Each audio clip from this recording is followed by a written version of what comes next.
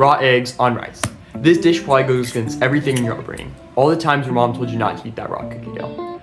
But in Japan, Tamago Kake Gohan is a simple comfort food, and it's been a game changer for me. The easiest and fastest way to make a breakfast that's both delicious and nourishes your body for the day ahead. The egg is rich and creamy, and the rice is fluffy, and the soy sauce and furikake gives it all the salt and umami that it needs.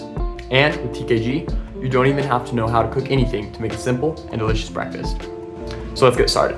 Wait, before we go any further, let me just remind you that eating raw eggs may increase your risk of foodborne illness, so do your research and use pasteurized, fresh eggs when possible to decrease that risk. Alright, let's go. The fastest way to make TKG is with leftover rice. If you use leftover rice, you can really get it done in like 2 to 3 minutes. It's that easy.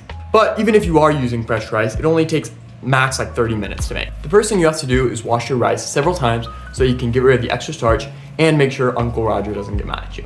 For TKG, short sticky rice is the way to go. In Japan, obviously they use Japanese rice, but in America, Cal Rose rice is a good substitute because it has a similar texture and flavor, but it's cheaper and a lot more accessible. And we ain't big bucks. If you have a rice cooker, just put the rice in the water in the rice cooker, click the button, let it do its magic. Otherwise, mix equal parts water and washed rice in a pot, cover with a lid, and bring to a boil.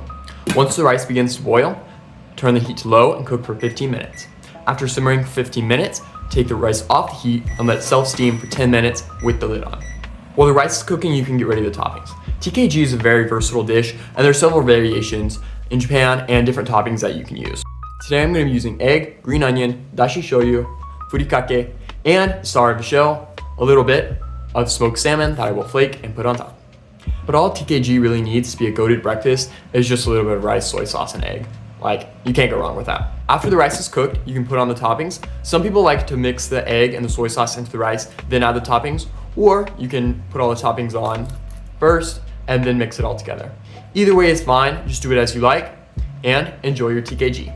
The beautiful thing about TKG is all the different variations that you can do. So find the one that you like best and use that.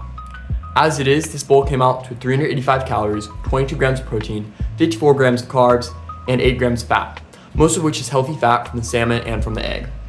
The one complaint, nutrition-wise, I have about this dish is it's a little low in fiber. So if you want to add a little more fiber to this, you can swap out brown rice or mixed grain rice for the white rice, or you can add toppings like natto or Japanese pickles to add more fiber and micronutrients to this dish. But either way, TKG is a huge step up from the often sugar-packed and nutrition-lacking breakfast so common in America.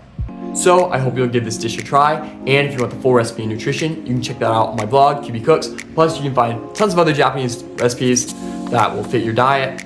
And yeah, that's pretty much it. See you guys. Oh, don't forget, Jesus loves you.